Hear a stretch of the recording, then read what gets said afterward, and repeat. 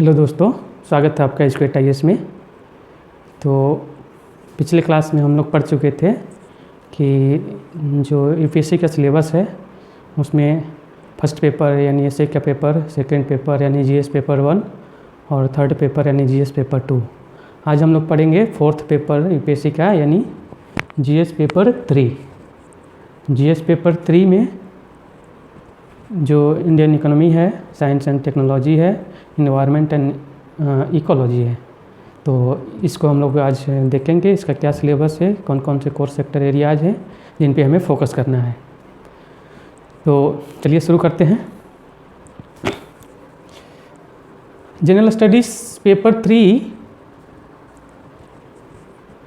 Technology, economic development, biodiversity, environment, security and disaster management. तो prelims में जो topic थे साइंस एंड टेक्नोलॉजी का, यानी जो साइंस का पोर्शन था इसमें टेक्नोलॉजी जोड़ दिया गया है, एक एडवांस पोर्शन है। इकोनॉमिक डेवलपमेंट यानी जो इंडियन इकोनॉमी का जो पार्ट था प्रीलिम्स में वो है। बायोडाइवर्सिटी, इन्वायरमेंट, इसको हम लोग देख चुके हैं कि जो बायोडाइवर्सिटी, इन्वायरमेंट, इकोलॉजी का जो पार्ट था वो इसमें डिटेल में मेंशन किया गया है। सिक्योरिटी एंड डिजास्टर मैनेजमेंट है, यानी जो इंटरनल सिक्योरिटी है और फिर डिजास्टर मैनेजमेंट इसमें एक्स्ट्रा ऐड किया गया है। तो the syllabus of the UPSC prelims is entirely different from that is from UPSC mains syllabus. UPSC mains syllabus is very broad and lengthy. We have to go through every details of the syllabus, then only we can find out what are all the core topics to be studied. Okay. Indian economy and issues relating to planning, mobilization of resources, growth, development and employment. Indian economy एक topic already दे दिया गया है, लेकिन कौन कौन से issues हैं, issues relating to planning, यानी जो इसमें प्लानिंग का मैनेजमेंट कैसे किया जाए। मोबिलाइजेशन, इसका जो ट्रांसपोर्टेशन कैसे हो, लोगों तक ज़्यादा से ज़्यादा जो सुविधाएं हैं कैसे पहुंचाया जाए। Mobilisation of resources, growth and development. Growth से हम लोग क्या समझते हैं, डेवलपमेंट क्या होता है, दोनों अलग अलग कंसेप्ट हैं। ग्रोथ मतलब किसी एक सेक्टर में उसका तेज़ी से बढ़ जाना ग्रोथ कहलाता है, एक पर्टिकुलरली फाइनेंशियल ईयर में। लेकिन डेवलपमेंट जो होगा वो ओवरऑल हर सेक्टर का होगा, चाहे वो प्राइमरी सेक्टर हो, सेकेंडरी सेक्टर हो या फिर आपको टर्शियरी सेक्टर हो। एंड एम्प्लॉयमेंट, और एम्प्लॉयमेंट से रिलेटेड कौन कौन से इशूज़ हैं वो हम लोग देखेंगे कि आखिर इतना आज डेटा देखा जाए तो लास्ट 45 ईयर्स के हाईएस्ट पीक पे जो एम्प्लॉयमेंट रेट है चला गया है। तो इसमें आखिर लूप होल्स कहाँ आ रहे हैं, हम जॉब क्रिएशन क्यों नहीं कर पा रहे हैं, या जो इंडियन गवर्नमेंट कोशिश बहुत हो रहा है, बहुत जितने भी जो मैकेनिज़म्स हैं उसके थ्रू, चाहे स्टार्टअप इंडिया हो, डिजिटल इंडिया हो या मेक इन इंडिया जो कैंपेन है उसके थ्रू किया जा रहा है, लेकिन फिर भी अभी हम लोग उस चीज़ को अचीव नहीं कर पाए हैं। और इस पर ध्यान देने की ज़रूरत है कि हम लोग कहाँ पीछे रह जा रहे हैं। Inclusive growth and issues arising from it, ये प्रीलिम्स में भी हम लोग देखे थे कि इंक्लूजन उसमें दिया हुआ था। इंक्लूजन का मतलब ये है कि समाज के, सोसाइटी के हर एक तबके के लोगों को एक साथ लेके चलने की जो प्रक्रिया है उसको इंक्लूजन कहा जाता है। कि समाज में बहुत सारे डाइवर्सिटी है, बहुत सारे डिफरेंसेस है। एक हायर इनकम का व्यक्ति जो है उसका जो पर कैपिटा इनकम है बहुत ज़्यादा है, और एक बिलो एवरेज है, एवरेज भी नहीं है उसका। तो दोनों को हमें साथ लेके चलने की ज़रूरत है, तब हम एक डेवलप इंडिया का जो ड्रीम है उसको अचीव कर पाएंगे। ठीक है। और इंक्लूसिव ग्रोथ में क्या क्या इशूज़ हैं, कौन कौन से इशूज़ पे काम करना है, या अगर देखा जाए तो कहाँ कहाँ से इस पे क्वेश्चन पूछे जाते हैं, उस पे हम लोग थोड़ा फोकस करेंगे, तब समझ में आएगा हमें। गवर्नमेंट बजटिंग पब्लिक पॉलिसीज़ का पार्ट है। जैसे प्रीलिम्स में है पब्लिक पॉलिसीज़, केवल एक टॉपिक दे दिया गया है, उसमें बहुत सारे आपको गवर्नमेंट के जो प्रोग्राम्स हैं, गवर्नमेंट द्वारा जो लिए गए इनिशिएटिव्स हैं उसमें मेंशन किया गया है। तो इसमें है आपका गवर्नमेंट बजटिंग, यानी बजट क्या होता है आखिर, जैसे मान लीजिए कि एक्सपेंडिचर का प्लानिंग करना है और विगत ईयर में हमने कितना एस्टिमेट नेक्स्ट ईयर के लिए क्या करना है और विगत ईयर में हमने कितना एक्सपेंडिचर किया है। तो ये एक प्लानिंग का जो गवर्नमेंट बजटिंग का पार्ट हो जाता है। ये हमें इंडियन इकोनॉमी में और आपको इंडियन पॉलिटिकल साइंस में, इंडियन पॉलिटी में भी विस्तृत में यानी ब्रॉड सेंस में हम लोग इसमें देखेंगे। Major cropping patterns in various parts of the country, different types of irrigation and irrigation system, storage, transportation and marketing of agricultural produce and issues and related constraints. तो अभी जैसे क्लाइमेट चेंज के चलते क्या हो रहा है कि जो क्रॉप का पैटर्न है वो चेंज होते जा रहा है। अगर इंडिया में देखा जाए तो बेसिकली मेनली आपको 3 प्रकार के पैटर्न दिखाई देते हैं। तो इन पैटर्न में जो क्रॉपिंग का जो पैटर्न है वो चेंज हो रहा है। जैसे अभी इस साल ही नॉर्मली जून में बारिश हो जाता है, केरल के तट पे 5-10 जून तक में जो है मानसून पहुंच जाता है।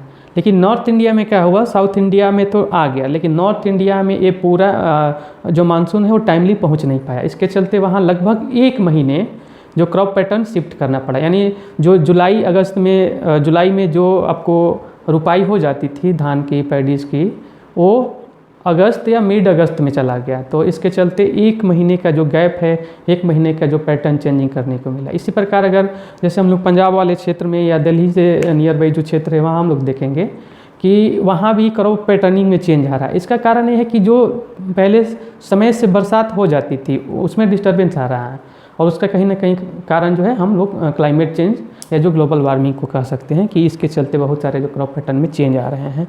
Various parts of the country, ये पूरे कंट्री में डिफरेंट टाइप्स ऑफ इरिगेशन, यानी सिंचाई की सुविधाएं क्या क्या है।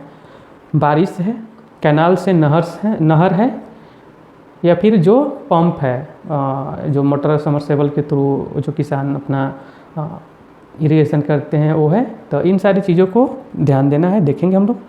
इरिगेशन सिस्टम स्टोरेज, यानी फिर पानी को स्टोरेज करने का क्या क्या, जैसे डैम्स, बड़े बड़े डैम्स बनाए जाते हैं। अभी केरल में जैसे मुल्ला पेरियार डैम है, और नॉर्थ में भी बहुत सारे भाखड़ा नांगल डैम हो जाएगा।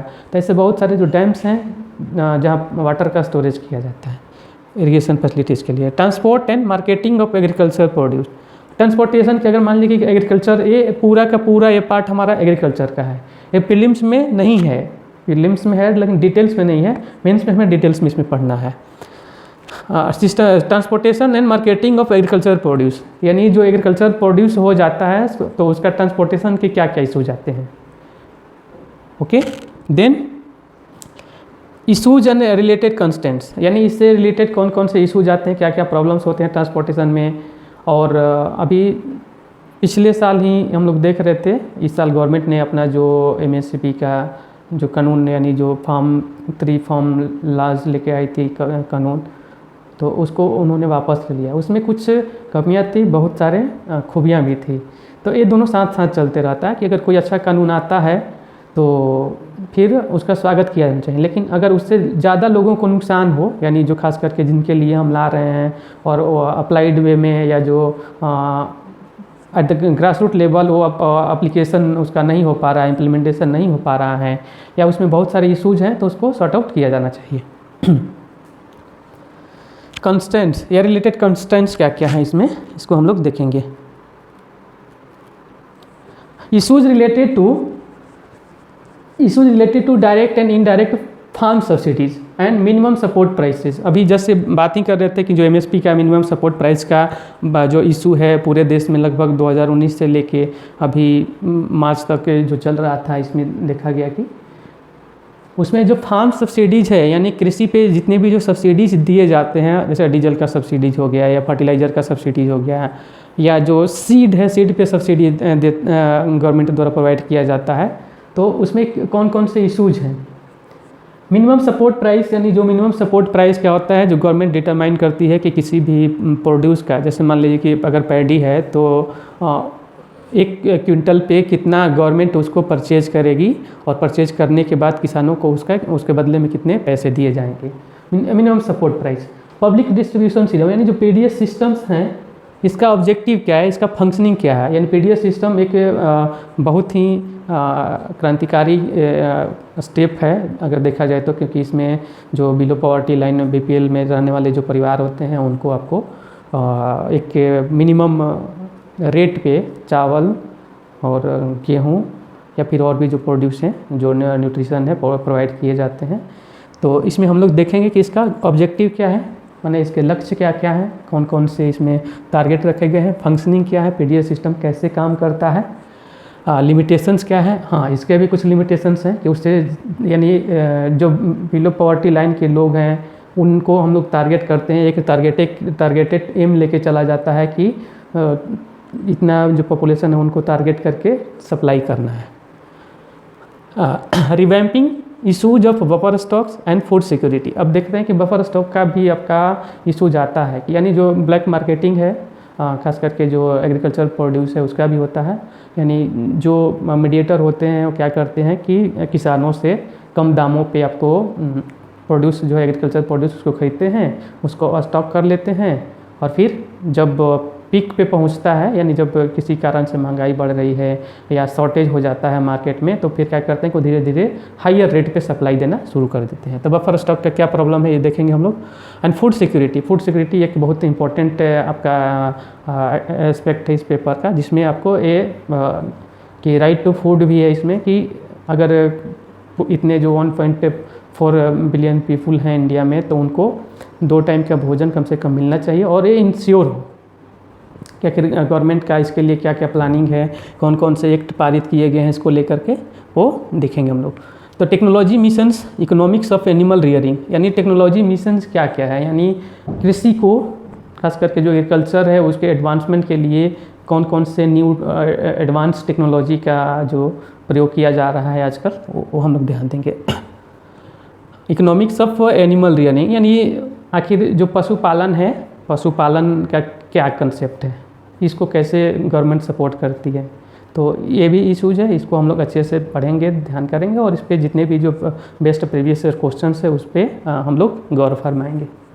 नेक्स्ट है food processing and related issues in India, scope and significance, location, upstream and downstream requirement, supply chain management. ठीक है, फूड प्रोसेसिंग क्या है। अभी आज के ज़माने में ऑनलाइन के सिस्टम में हम लोग देखते हैं कि जैसे स्विगी हो गया, जोमेटो हो गया, या फिर जितने भी जो एप्लीकेशन के थ्रू ऑनलाइन ऑर्डर ले लेते हैं और वो फूड का सप्लाई करते हैं। लेकिन जो पैकेट में बंद जो फूड होता है, जिसको स्टोर करके रखा जाता है, जैसे चिप्स वगैरह हो गया, मिक्सचर्स हो गए, या और भी जो फूड आइटम्स हैं, बहुत सारे फूड आइटम्स हैं जिनको इसमें इंक्लूड किया गया, उसका प्रोसेसिंग का क्या क्राइटेरिया है, कैसे वो प्रोसेस होता है और कौन कौन से पैरामीटर्स से होकर उसको गुजरना होता है। तो ये देखेंगे food processing. Related industries in India, मैंने जैसे पार्ले जी, बीका जी का जो भुंजिया है, यानी जो हल्दीराम्स का भुंजिया है, तो आखिर इन इंडस्ट्रीज़ का क्या स्कोप है भारत में।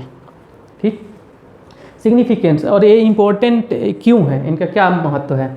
लोकेशन, यानी इनको कहाँ लोकेटेड हैं, किन किन क्षेत्रों में लोकेटेड है, उनको ध्यान देना। Upstream and down stream requirement, upstream down stream requirement क्या होता है, ये कीवर्ड्स हैं, हमें ध्यान देना है।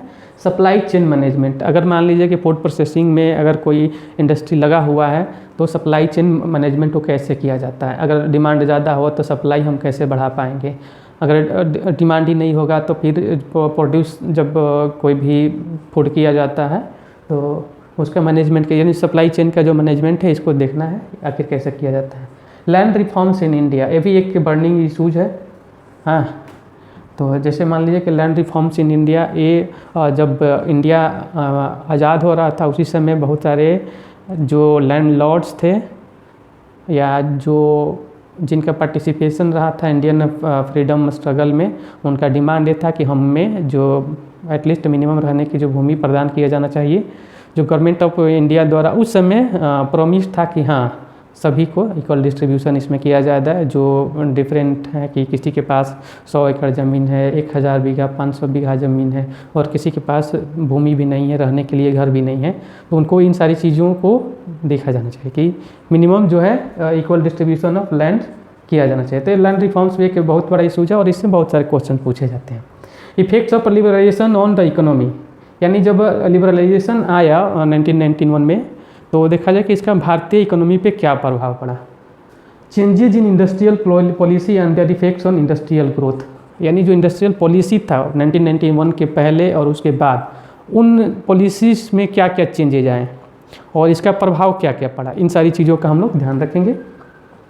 And there effects on industrial growth, और जब चेंजेज आया तो इंडस्ट्रियल ग्रोथ में क्या हुआ। जैसे पहले क्या था कि इंडियन इकोनॉमी भी पूरा क्लोज्ड इकोनॉमी ही था, तो 1991 में जब ग्लोबलाइजेशन हुआ, लिबरलाइजेशन हुआ, प्राइवेटाइजेशन हुआ, उस समय ही स्टार्ट हो गया था, तो उसका प्रभाव पूरे संसार में देखने को मिले। यानी जितने भी जो वर्ल्ड ट्रेड ऑर्गेनाइजेशन के मेंबर्स हैं उस समय जिन्होंने ट्रीटी साइन किया था, उनके इकोनॉमी पे बहुत प्रभाव देखने को मिला, और same applies to Indian economy also.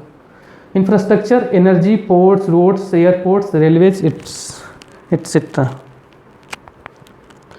Infrastructure यानी energy, ports, roads, airports, railways etcetera. तो देखा जाएगा कि आखिर जो बेसिक इंफ्रास्ट्रक्चर की बात की जाती है कि किसी भी कंट्री को चलाने के लिए, उसको रन करने के लिए बेसिक इंफ्रास्ट्रक्चर का होना जरूरी है। जैसे आपका जो एनर्जी है, यानी जो इलेक्ट्रिसिटी है उसका होना ज़रूरी है, या जो एटॉमिक एनर्जी है उसका भी होना ज़रूरी है, ताकि हम ज़्यादा से ज़्यादा आपको इलेक्ट्रिसिटी प्रोड्यूस कर सकें। पोर्ट्स हैं, यानी जो बंदरगाह हैं उनका डेवलपमेंट किया जाना चाहिए, ताकि हमारा जो ट्रेड है और देशों से समुद्र के रास्ते इजीली हो सके। रोड्स हैं, जो रोड ट्रांसपोर्टेशन है, इस पे इसका डेवलपमेंट, इसका क्या इतिहास रहा है, अब अभी क्या कंडीशन है भारत में, इसको ध्यान देंगे। एयरपोर्ट्स का डेवलपमेंट, सारे जितने भी जो इंफ्रास्ट्रक्चर में सारी चीज़ें रिलेटेड हैं। और फिर देखते हैं लास्ट में हमारा इंडियन रेलवेज है, यानी जो रेलवेज है इसमें कहाँ तक, अभी जैसे मान लीजिए कि जो बुलेट ट्रेन का कंसेप्ट है और जो हाई स्पीड ट्रेन चलाने की बात हो रही है, और बहुत सारा ट्रायल किया भी जा चुका है। तो इन सारे चीज़ों पे हम लोग अच्छे से ब्रॉड एनालिसिस इसका करेंगे। इन्वेस्टमेंट मॉडल्स क्या होते हैं, ठीक है, कि इन्वेस्टमेंट अगर कोई जाता है, कोई व्यक्ति अगर अपना स्टार्टअप शुरू करता है या फिर स्टॉक में जाना चाहता है, या तो कौन कौन से मॉडल्स भारत में दिए गए हैं। खास करके अब जैसे इंडस्ट्रियल मॉडल में बहुत सारे मॉडल्स हैं। आप हम लोग स्टार्ट करेंगे 1951 से, उस समय हम लोग देखेंगे कि जो मॉडल लेके आया गया था कि भारत को एक इकोनॉमी हब बनाया जाएगा, भारत को एक डेवलप कंट्री की ओर इसको पुशअप किया जाए, उसके लिए बहुत सारे मॉडल्स दिए गए थे। Science and technology developments and their applications and effects in everyday life, यानी डे टू डे लाइफ में जो साइंस एंड टेक्नोलॉजी का हम लोग इस्तेमाल कर रहे हैं। पहले हम लोग जो बोर्ड का, ब्लैक बोर्ड का इस्तेमाल करते थे, फिर वाइट बोर्ड आया, फिर वाइट बोर्ड के बाद अभी जो डिजिटल स्मार्ट बोर्ड है, जिसको हम लोग लैपटॉप के थ्रू या डिजिटली इसको ऑनलाइन हम लोग कनेक्ट कर पा रहे हैं, और एक बहुत बड़ा एडवांसमेंट हुआ है, और ख़ास करके इन 2 सालों 2.5 सालों में बाद, क्योंकि उसके पहले तक तो हम लोग बहुत स्लो गति से चल रहा था, लेकिन उसके बाद बहुत ही ज़्यादा इसमें जो ऑनलाइन या जो डिजिटलाइजेशन का क्षेत्र है इसमें हमने अचीवमेंट्स प्राप्त किया है। तो एक बहुत बिग अचीवमेंट्स है। Achievements of Indians in science and technology, यानी जो इंडियन, खास करके हम लोग अगर इसरो का बात करें तो, या DRDO का बात करें तो उनका अचीवमेंट क्या रहा है साइंस एंड टेक्नोलॉजी के क्षेत्र में, इस पर हम लोग अच्छे से बात करेंगे। Indigenisation of technology and developing new technology, इसमें क्या है कि देश में निर्मित, अभी जैसे बहुत सारे मंगलयान हमने फर्स्ट अटैम्प्ट में ही भेजा, उसके बाद अगर देखा जाए तो जो चंद्रयान है, चंद्रयान 1, 2, और उसके बाद अभी गगनयान की बात चल रही है, तो ताकि भारत से जो पहली बार जो ह्यूमन है उनको स्पेस में भेजने की बात चल रही, भारत से, अपने देश से, यानी जो अमेरिकन या जो रशियन है उनके मदद से नहीं, बल्कि खुद इसरो इस चीज़ को डेवलप कर रहा है। और वो उसका 2021 था, वो तो नहीं हो पाया कोरोना के चलते, तो 2024 इसका टारगेट रखा गया है। Technology and developing new technology, अब नए नए टेक्नोलॉजी आ रहे हैं, खास करके इंडिजीनियस टेक्नोलॉजी की बात चल रही है कि भारत में निर्मित, यानी जो मेड इन इंडिया टेक्नोलॉजी हो। अभी रिसेंटली न्यूज़ आया कि जो टाटा है, ये जैसे आईफोन एक बहुत बिग इंडस्ट्रीज है आपको मोबाइल टेक्नोलॉजी या फिर जो गैजेट या लैपटॉप की दुनिया में, तो वो उसमें इन्वेस्ट करेंगे, या उसका जो मैन्युफैक्चरिंग असेंबलिंग खुद इंडिया में ही होगा, यानी इंडिया में ही इन सारी चीज़ों का इसको प्रमोट किया जाएगा, यहीं पे बनाया जाएगा इसको। देखिए मेड इन इंडिया का इनिशिएटिव भी है कि हम लोग खुद अपना जो इंडिजीनियस टेक्नोलॉजी है जो भारत में ही खुद निर्मित हो उसको आगे बढ़ाएं। Awareness in the fields of IT, space, computers, robotics, nano technology, biotechnology and issues relating to intellectual property rights, IPR। ठीक है, awareness in the fields of IT यानी जो इन्फॉर्मेशन टेक्नोलॉजी है इससे कितना अवेयर है हमारे देश। तो अभी तो इधर 2-4-5 साल की अगर बात किया जाए तो बहुत तेज़ी से, पहले भी हो रहा था लेकिन अभी बहुत तेज़ी से बढ़ा है, और कोरोना के बाद तो और लोग ज़्यादा इंटरनेट फ्रेंडली हो गए हैं ताकि अपने जो रिलेटिव्स हैं, फ्रेंड्स हैं, उनसे कनेक्ट हो सके, पर्टिकुलरली सोशल मीडिया के थ्रू। तो जो इन्फॉर्मेशन टेक्नोलॉजी में लोग कितना अवेयर हो पाए हैं इस पे हम लोग डिस्कस करेंगे, बात करेंगे, और क्या क्या डाटा है। फिर हम लोग देखेंगे कि स्पेस, जो स्पेस साइंस है इसमें क्या क्या, जैसे इसरो के क्या क्या अचीवमेंट्स रहे हैं, उसका डेवलपमेंट कब शुरू हुआ, इसका बैकग्राउंड क्या रहा है, हिस्टोरिकल बैकग्राउंड क्या रहा है। कंप्यूटर्स तो आज हर जगह ही यूज हो जाते हैं, जैसे आप मोबाइल यूज करते हैं तो एक मिनी कंप्यूटर के रूप में वो काम करता है, सारे फंक्शंस लगभग वही हैं जो एक कंप्यूटर कर सकता है। रोबोटिक्स, हाँ, एक बहुत ही अच्छी चीज़ है कि रोबोटिक्स के क्षेत्र में बहुत तेज़ी से विकास हो रहा है। जैसे जापानीज़ टेक्नोलॉजी, जापानीज़ जो टेक्स हैं उन लोगों ने इतना एडवांस आपको रोबोट्स तैयार कर लिए हैं कि उनका मैच भी कराया जाता है कि रोबोट्स अब ग्राउंड में जा कर के वो अपना प्रोसेस कर रहे हैं, सारी चीज़ों को डिसीजन ले रहे हैं, वो आपको अच्छे तरीके से मैच प्ले करते हैं। जैसे 11 प्लेयर्स एक तरफ होते हैं, दूसरी तरफ भी 11 प्लेयर्स होते हैं, दोनों के बीच में जब मैच होता है तो रोबोट्स का भी सेम टीम है वैसा, वो भी प्रोसेस कर पा रहे हैं और वो सारी चीज़ें कर पा रहे हैं जो एक ह्यूमन बीइंग करता है। तो देखते हैं कि इसमें क्या क्या अचीवमेंट्स हुआ है। नैनो टेक्नोलॉजी के क्षेत्र में क्या अचीवमेंट्स है। नैनो टेक्नोलॉजी जैसे मान लीजिए कि जो क्रिस्पर टेक्नोलॉजी है जिसके थ्रू आप दूर बैठे बैठे भी, मान लीजिए कि कोई साइंटिस्ट अगर या जो डॉक्टर है अमेरिका में रह रहा है और इंडिया में उसको ऑपरेशन करना है किसी चीज़ का, तो एक इंटरनेट के थ्रू वहाँ से सारे इंस्ट्रक्शन या सारे जो ऑपरेशंस के काम है पूरा किया जा सकता है। और उसमें ये है कि आप एक पर्टिकुलरली कि मान लीजिए कि आपका एक DNA लेवल पर जाकर भी बहुत सारे चेंजेस किए जा सकते हैं क्रिस्पर टेक्नोलॉजी। तो इसमें हम लोग देखेंगे कि नैनो टेक्नोलॉजी का डेवलपमेंट्स क्या रहा है, क्या क्या अचीवमेंट्स रहा है, और अभी रिसेंट क्या क्या इसमें नए नए डिस्कवरी हुए हैं। बायोटेक्नोलॉजी सेम वैसा ही है कि बायोटेक्नोलॉजी में क्या क्या हमारा अचीवमेंट्स रहा, कैसा डेवलपमेंट हुआ है, और रिसेंट न्यूज़ क्या क्या है। And issues relating to intellectual property rights. हाँ, इंटेलेक्चुअल प्रॉपर्टी राइट्स का इशूज़ बार बार आता है जिस पे बहुत सारे क्वेश्चन पूछे जाते हैं। जैसे मान लीजिए कि अगर कोई व्यक्ति अगर किसी म्यूजिक का निर्माण करता है तो कोई उसको कॉपी करके अपना करता है तो उसके कॉपीराइट का वायलेशन होता है, यानी उसकी इंटेलेक्चुअल प्रॉपर्टी है उसका वो वायलेशन होता है। या फिर कोई बुक छाप रहा है, फिर उसका कोई कॉपी या जेरॉक्स छाप करके सेम वो बेच रहा है मार्केट में, तो उसके जो कॉपीराइट का वायलेशन होता है। तो कॉपीराइट का क्या कंसेप्ट रहा है, इसका हिस्टोरिकल बैकग्राउंड क्या रहा है, अभी प्रेजेंट में आखिर इतने ज़्यादा इशूज़ क्यों, क्योंकि इंटरनेट के ज़माने में तो और ज़्यादा इशूज़ हो रहे हैं। तो आखिर इस पर हम लोग बात करेंगे डिटेल्स में। Conservation, environment, pollution and degradation.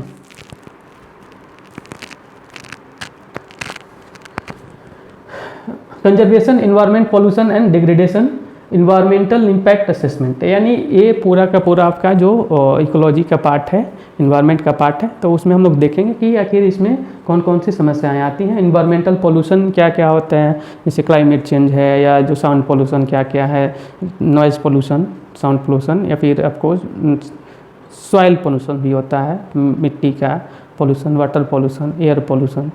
तो अब अभी तो जैसे मान लीजिए कि स्पेस में भी अगर जैसे इंटरनेशनल स्पेस स्टेशन है, वहाँ भी बहुत सारे जो इलेक्ट्रिक कचरे जो हैं तो वो भी फैलते जा रहे हैं। तो ये भी इशूज के आ रहा है सामने। तो इस पर देखेंगे कि आखिर इसका इन्वायरमेंटल इम्पैक्ट असेसमेंट क्या है, कि इसका प्रभाव क्या पड़ता है, इसको कैसे असेस किया जाता है, और कौन कौन सी इनिशिएटिव पूरे संसार में या पूरी दुनिया में या भारत का क्या पर्सपेक्टिव है इस पर, या कौन कौन से स्टेप लिए जा रहे हैं ताकि इसको मिनिमाइज किया जा सके। Disaster and disaster management. तो डिजास्टर मैनेजमेंट भी एक बहुत बड़ा टॉपिक नहीं है, छोटा टॉपिक है, लेकिन एक बहुत बड़ा रोल प्ले करता है। जैसे मान लीजिए कि इंडिया एक डाइवर्स कंट्री है, साउथ का जो कल्चर है या साउथ का जो क्लाइमेट है बहुत ही डिफरेंट है नॉर्थ से। तो नॉर्थ में खास करके, या तो अगर पर्टिकुलरली जो हिमालयन रेंजेज है वहाँ बार बार आपको देखा जाता है कि जो भूस्खलन का होना, एक जो बारिश का आ जाना, बारिश के चलते लैंडस्लाइड्स का होना, वो देखा जाता है। उसी प्रकार अगर जो ईस्टर्न पार्ट है उसमें देखेंगे तो वहाँ भी बाढ़ की समस्याएं होती है।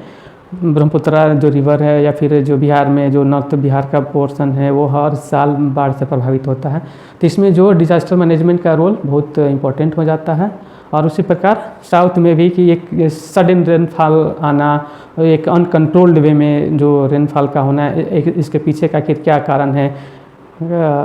क्या हम लोग ग्लोबल वार्मिंग को ही केवल दोष दे देंगे कि ग्लोबल वार्मिंग इसका मेन कारण है, क्लाइमेट चेंज मेन कारण है, या ह्यूमन इंटरफेरेंस भी एक कारण है। तो इन सारी चीज़ों को हम लोग ध्यान देंगे। Linkages between development and spread of extremism, linkages between development and spread of extremism. तो फिर इसमें हम लोग को ध्यान देने वाले कि डेवलपमेंट से रिलेटेड कौन कौन से इशूज हैं। नेक्स्ट है हमारा role of external state and non state actors in creating challenges to internal security. In external state and non state actors in creating challenges to internal security, ये internal security के अंतर्गत है कि इस पर बाहरी या भीतरी कहने का सेंस है कि जैसे आखिर हमारे जो इंडिया है इसको सिक्योर करने के लिए हमें कौन कौन से स्टेप्स उठाए जाने चाहिए, और इस पर खतरा किन किन लोगों से है, बाहर से है या अंदर में ही कुछ ऐसे लोग हैं जो कियोस जो क्रिएट करना चाहते हैं। तो non state actors in creating challenges to internal security, challenges to internal security through communication networks, role of media and social networking sites in internal security challenges, basics of cyber security, money laundering and its prevention. Internal security में किन किन जो mechanism, किन किन चीज़ों का मदद लिया जाता है ताकि इसको हम लोग इसको नुकसान पहुंचाया जा सके।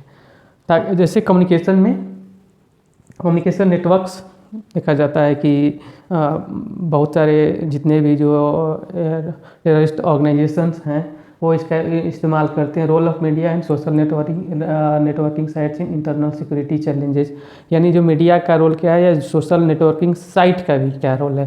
क्योंकि इंटरनेट के ज़माने में क्या होता है कि एक ही सेकंड में, एक ही मिनट में जो न्यूज़ है या जो इन्फॉर्मेशन है एक जगह से दूसरी जगह आसानी से पहुँच जाती है, एक second.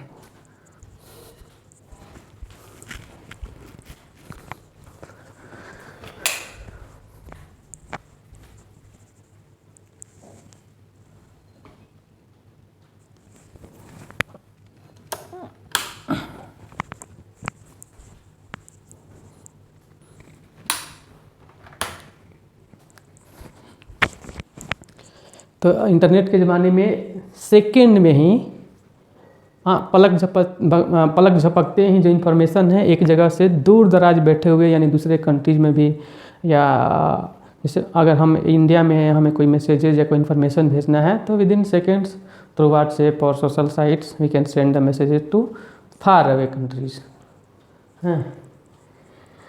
Social network internal security challenges, basics of cyber security. Cyber security के यानी प्रॉब्लम क्या है, देखा जाता है कि बहुत सारे साइट्स को ही हैक कर लिया जाता है जो हैकर्स हैं उनके द्वारा। तो इसमें क्या इशूज हैं उसको पढ़ेंगे।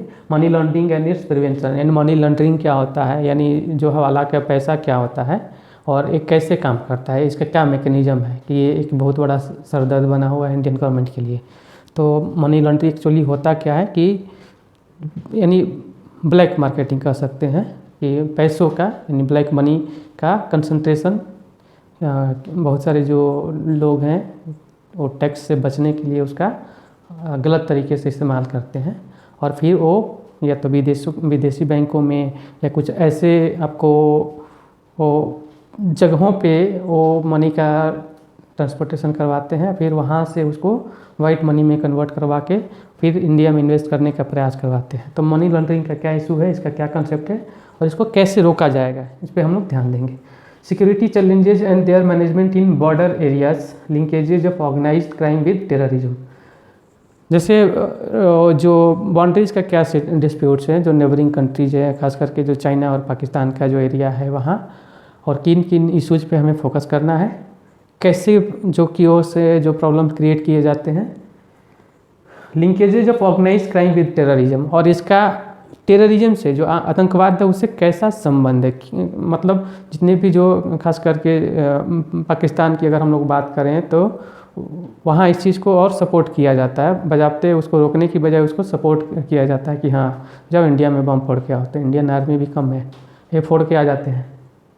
Organised with terrorism, various security of forces and agencies and their mandate, various security forces and agencies and their mandate, यानी भारत में जो सिक्योरिटी फोर्सेज कौन कौन से, जैसे फॉर फ्रंट जो है इंडियन आर्मी है, उसके बाद इंडियन एयरफोर्स, नेवी, इसके अलावा भी और भी जो इंटरनल सिक्योरिटी एजेंसी हैं, आईबी हो गया, इंटेलिजेंस ब्यूरो हो गया, विजिलेंस डिपार्टमेंट हो गया, सीबीआई हो गया, ईडी हो गया, एजेंसीज एंड देयर मैंडेट, और इनके क्या क्या काम है देखा जाएगा। तो ये था हमारा पेपर नंबर 4 का पार्ट, जिसमें आपको जीएस पेपर 3 में इसको इंक्लूड किया गया है, जिसमें हम अभी डिस्कस किए कि जो इंडियन इकोनॉमी का जितने भी जो पोर्शन है, एग्रीकल्चर का क्या क्या कंसेप्ट है, उसमें क्या क्या इशूज़ हैं, रिलेटेड इशूज़ क्या है, इंडस्ट्री का क्या इशूज़ है, वो फिर आपको साइंस एंड टेक्नोलॉजी से रिलेटेड, रोबोटिक्स, स्पेस साइंस, इन सारी चीज़ों से रिलेटेड, और जो नए नए एडवांसमेंट आ रहे हैं, नैनो टेक्नोलॉजी, बायोटेक्नोलॉजी, इस पर हम लोग डिस्कस किए। उसके बाद फिर जो इन्वायरमेंट टेक्नोलॉजी का पोर्शन है, बायोडाइवर्सिटी है, वो फिर इंटरनल सिक्योरिटी, इन सारे टॉपिक्स को हम लोग अभी देख चुके हैं। तो नेक्स्ट क्लास में जब हम लोग आएंगे तो एक स्पेशल पेपर है, यानी पेपर 4, जिसको कि एथिक्स एंड इंटीग्रिटी पेपर बोला जाता है, तो उसको भी हम लोग ध्यान देंगे। जनरल स्टडीज़ पेपर 4 में वो भी 250 मार्क्स का होता है क्वेश्चंस, और एक इम्पोर्टेंट रोल प्ले करता है किसी भी स्टूडेंट को मेंस में मार्क्स हायर मार्क्स स्कोर करने में। तो आज के लिए इतना ही, थैंक यू सो मच। एक चीज़ और कि आप लोग इसको ज़्यादा से ज़्यादा शेयर कीजिए, लोगों तक पहुंचाइए, तो कि एक हमारा एक स्मॉल इनिशिएटिव है ताकि ज़्यादा से ज़्यादा लोगों तक जो स्टूडेंट्स हैं, एस्पिरेंट्स हैं, इस चीज़ को पहुंचाया जा सके। और इसका जो बेनिफिट है, जो बॉटम स्ट्रेटा के जो लोग हैं, समाज के सबसे पिछड़े तबके के जो लोग हैं, उनके बच्चों तक भी इन सारी सुविधाओं का लाभ उनको भी मिल सके, इन सारी चीज़ों को जो एक एजुकेशन हम लोग देने का एक छोटा सा प्रयास जो कर रहे हैं उनको भी मिल सके। तो आप लोग लाइक कीजिए, शेयर कीजिए, सब्सक्राइब कीजिए और कमेंट ज़रूर कीजिए, फीडबैक ज़रूर दीजिए, ताकि हम और अपना जो है इसमें हम इम्प्रूवमेंट कर सकें।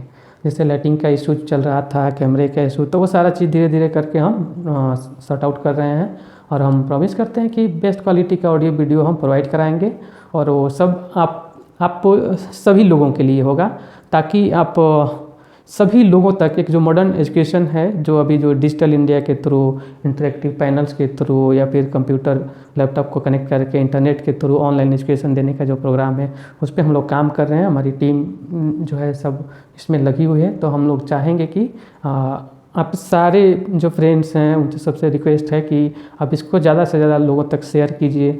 आप जहाँ भी जाइए एक ग्रुप बनाइए, ग्रुप में बैठ के डिस्कशन कीजिए, और डिस्कशन करने से क्या होता है कि नए नए आइडियाज़ आते हैं, आइडियाज़ का एक्सचेंज होता है।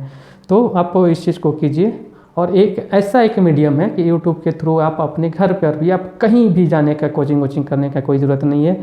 चुपचाप मोबाइल खोलिए, मोबाइल में सारे लोग वीडियो ऑडियो का यूज करते हैं, और अनर्गल जो मूवीज़ वगैरह मत देखा कीजिए आप लोग, या वहाँ डाटा खर्च करने के बजाय कुछ ऐसा नया नया चीज़ सीखने में खर्च कीजिए, जिससे पढ़ाई का जो रिलेटेड जो चीज़ें हो, वो खास करके जो एस्पिरेंट्स हैं उनको तो एक बहुत बड़ा अपॉर्चुनिटी है कि इसका ज़्यादा से ज़्यादा वो लोग लाभ उठाएँ। हर यूपीएससी का सिलेबस कवर करने के बाद आपको इतना कॉन्फिडेंस अंदर से आ जाएगा कि आप किसी भी एग्ज़ाम में जाके बैठते हैं तो डेफिनेटली आप इसको क्रैक कर सकते हैं। तो इसी के साथ हम बोलेंगे कि चैनल को लाइक कीजिए, सब्सक्राइब कीजिए, कमेंट कीजिए और शेयर करना मत भूलिए। Thank you.